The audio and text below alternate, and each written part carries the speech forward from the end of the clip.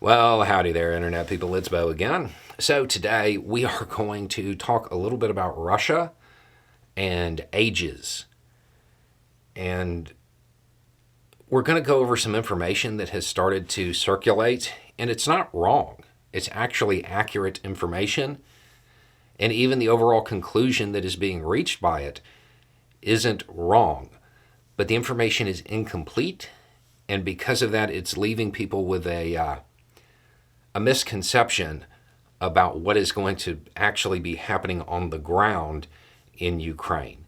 So we're just going to kind of go over some changes that the Russian government has made to the ages that people are allowed to serve or forced to serve in their military. If you have seen a meme or a headline that says the Russian military will now be calling up 70-year-olds, 70-year-olds. That's not actually wrong. That is not inaccurate. But that age only applies to the absolute top tier of ranks. You're talking about generals here. If you are a senior commander, your maximum callback age is 65. If you are a junior officer, it is 60. For average rank and file, these are the people that would be running around from trench to trench. It is 55. So it's not going to be 70-year-olds out there in the trenches. Now, that is for reservists. For those who have completed their service and are being called back, depending on the category, the maximum age will be 40, 50, or 55. Also having to do with who's out in the field. And then there's the other end of the spectrum, the lower end. There was a plan by the Ministry of Defense to say it's going to be age 21 to 30. The Russian government decided, no, it's going to be 18 to 30. And that's to start. So, the general tone of these headlines and the memes and everything is that this is really bad news for Russia. I mean, that's true. That's still true. The overall conclusion that is being reached is accurate. But there's been a whole bunch of messages asking if 70-year-olds are going to be driving tanks and running around in trenches. And that's not the case. But still, a junior officer at 60 or a 55-year-old sergeant, not the best for the type of combat that is happening in Ukraine. It's still a bad sign for Russia.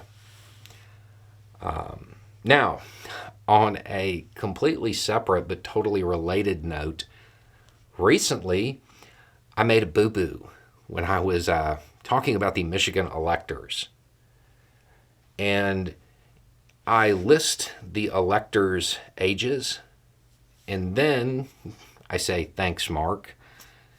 And then I say, you have to wonder what they understood. A lot of people, at least a few, really took that to mean exactly what it sounds like. That I was saying older people, well, they're just silly and easy to trick. That was a mistake on my part. The thanks Mark was a reference to Mark Pitcabbage. He is an extremism researcher, an amazing one. If you still use Twitter, definitely worth the follow. I was reading his tweet. In his tweet, he said something to the effect of, you have to wonder where they get their news or what their information consumption was like, something like that. I read it and didn't expand on it. That particular age demographic, if you are a Republican, odds are you are getting your news from a network that, well, didn't necessarily bring their A game to post-election coverage. If they saw it on the news, they might have been easier to manipulate. That's actually what I was getting at. And I just wanted to clarify that because there were a couple of questions about it. So there's that. And then back to Russia. Yeah, this isn't good. These are not ages that that are highly sought after by militaries to put on the front lines. It is a sign that Putin is still very reluctant to issue a widespread call-up because he is worried that the citizens might not like it and might not like it to the degree that they take to the streets. Given his, let's just call it fragile political situation at home, he's trying to avoid that. But they still need people to send over. So that's what's behind that decision. Anyway, it's just a thought. Y'all have a good day.